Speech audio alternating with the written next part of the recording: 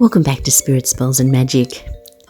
Today we are looking at setting up a witchy garden.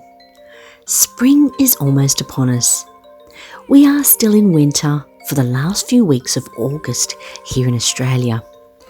I found my altar a little bare, so I decided I would pretty it up a little bit, change up the flowers, and although I had my Bridget doll and the cross, I wanted a picture of Bridget as well. So I got quickly to drawing one. I simply took a Weet-Bix box and cut the back wall of the Weet-Bix box out, which is basically a pure white piece of cardboard. And why buy it when you can recycle it yourself? So I got to work designing Bridget's face. Now, she's a beautiful woman and I wanted to do her justice, and I'm no expert or artist by any means.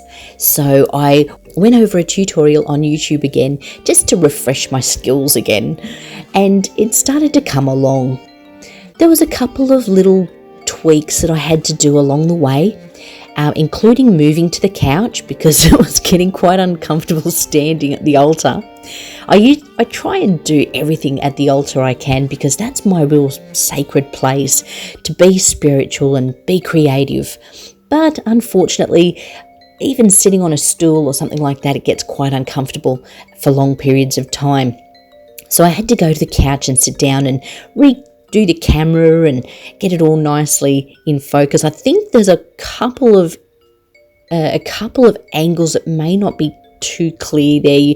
Half of a face is out of the camera's focus, but I managed to correct that a little bit. But yeah, once I was on a roll, as soon as I get the colour in there, she started to take form, and it's just something that you can even do, just look at an online tutorial if you're not great at drawing faces and things like that. At the end of the day, you're the only one that's going to look at it, except for you guys looking at mine. You're all going to have to look at my picture, just for the moment anyway. But yeah, look, it's for your altar. You don't have to please anyone but yourself when you're designing a picture or scenery or flowers or one of the goddesses or gods. It's totally up to you what you decide to design. But I just wanted a little bit of, personality to the altar. I had the doll. Unfortunately, it doesn't really have a face. So I thought, what better way to bring Bridget onto the altar a little bit more than make my own picture of Bridget. But I added her little cross as well as a daisy in the corner, a candle, her name, and Imolk as well. And it came together pretty well, and she looks beautiful on the altar now. In changing up the altar and placing these new flowers, it got me thinking about the garden that we want to set up, and now would be the perfect time to get it ready. And I was thinking, why am I buying my herbs and things like that from the store when I could be growing them myself? Herbs won't take too long to start sprouting and growing, especially in the warmer months that are going to be coming up very soon in Australia. We did this a few years ago when Woolies brought out the little starter kits for planting for kids. We had quite a lot of vegetables growing at the time. But unfortunately, due to COVID and having to move from that residence, we lost a lot of our plants. But now's a good enough time as any to start once again. We didn't have any more Woolies kits left over, as we were so excited to use them the first time around. But we decided to go and buy some. We would start the seeds off indoors or in our laundry area, out of the elements, until such time as we could transplant them back outdoors.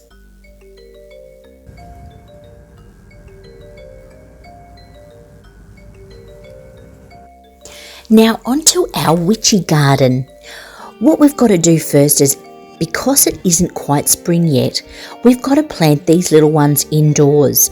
And to do this, we are using a Jiffy greenhouse.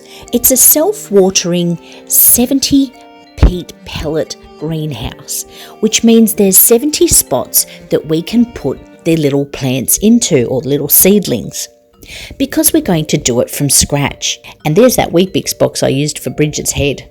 Now, what we've got here is a little plastic lid that's covering it. That's the lid of the greenhouse, and we'll see that in action later on. But for the moment, the instructions are on the back. There's not a lot of instructions. It didn't say how much water to put in, but it did say to use warm water to cover the tray underneath. We had to top it up a little bit after a while. It seemed we used probably about 2 litres of water. They absorb it quite fast too. And I put my camera down just so you could see how quickly these little ones puffed up. I've got my daughter filming as well, and I'll try and get that up so you can see both angles as they puff up. They made a little kind of cracking noise as they puffed, and what these peat pellets do is they've got all the nutrients that the seedlings need. It's like a soil, and they have like a little netting around them so that the soil just doesn't kind of fall out everywhere. And this little netting kind of keeps it in a little pod. So this is what the seedlings will go into. And what happens from there is that they will grow over the next 2 weeks or so and start to sprout. So what we've done is initially we planted sage in our first column, followed by tomato, and then some lettuce, some cauliflower in our 4th column, broccoli in our 5th column. Then we had some spring onion, some peppermint, some basil, and some thyme. And hopefully over those next 2 weeks, we'll see those sprout. My daughter actually did the seeding, if that's what you call it, the planting of the individual seeds. And we worked out after we'd finished that we probably should have put a couple of seeds in each pod, because sometimes one seed doesn't germinate or doesn't grow. But if you put maybe 2 or 3 seeds in there, you can be sure at least one of them will grow, unless you have dud seeds. So we'll have to see how it all pans out. But for this week, we were doing the planting, and this is how it went. Now, it doesn't look much like a witch's garden yet. It just looks like a normal garden. But over the next couple of weeks, we're going to be adding things and readying a spot in our backyard for these seedlings to go when they're ready to transplant into the soil. These will, depending on which seed it is, take a couple of weeks to get well and truly grown through. They do say that it's not good to transplant these little seedlings until they've got about 2 to 3 of their second leaves. The first leaves that pop up the sprout isn't really what you go off. They call them true leaves. They're the leaves that are pretty much what you would harvest off a basil or a thyme. The leaves that you would cut and, or if they were herbs, use in your food. But for now, we just keep them inside and out of the cold as much as possible. We've chosen to put the seeds in our lounge room. They're actually going to be sitting on my altar in a moment. And this is the warmest room for the day, really, as they do prefer to grow between kind of 18 and 29 degrees Celsius, which in winter at the moment is it's a hard task. Our normal high temperatures at the moment outside are probably around 15 degrees, so outside's definitely not the way to go. But inside we can find those temperatures between 18 and 29, probably on the lower side, between 18, 20. So it may take the seeds a little longer to grow through, as they don't have that warmth that they would need normally to grow big and strong really fast. So why on earth would you plant in winter, would you say? Well, it's a quicker way, or a way to get the plants growing a little faster before spring hits. Because when those warmer months come in, the plants will be a bit more established than, say, if I planted them in spring. I wouldn't get the benefit of seeing them at a more adult or adolescent stage, as they'd still be seeds germinating and growing. So I'm trying to get a little bit ahead if I can, so as that we can maybe toward perhaps the later end of summer harvest some of this stuff and get to eating, because unfortunately it's not a quick process growing your veggies and things like that. And a lot of plants actually take that long that you have to plant them as early as April in Australia.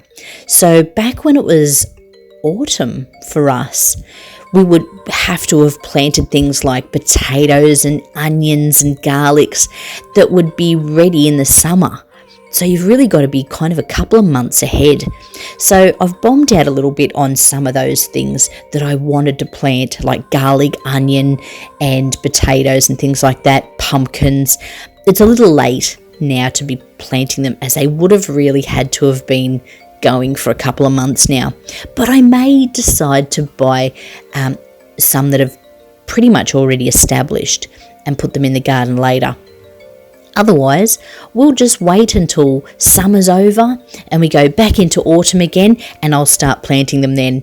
But I'm sure we'll upload more of these videos about our witchy garden and add some witchy things to them as well. And when you're planting your seedlings, don't forget to put your intention in it as well, because we want these little buggers to grow good. We want the best veggies and herbs to come out of this lot. And we'll be buying more along the way, different varieties, and planting those.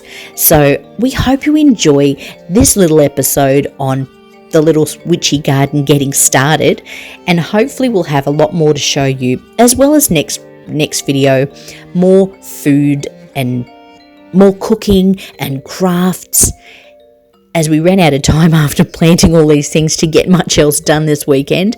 But we will, and we're coming into spring, and before we know where we are, Ostara will be upon us the next Sabbath. So stay tuned.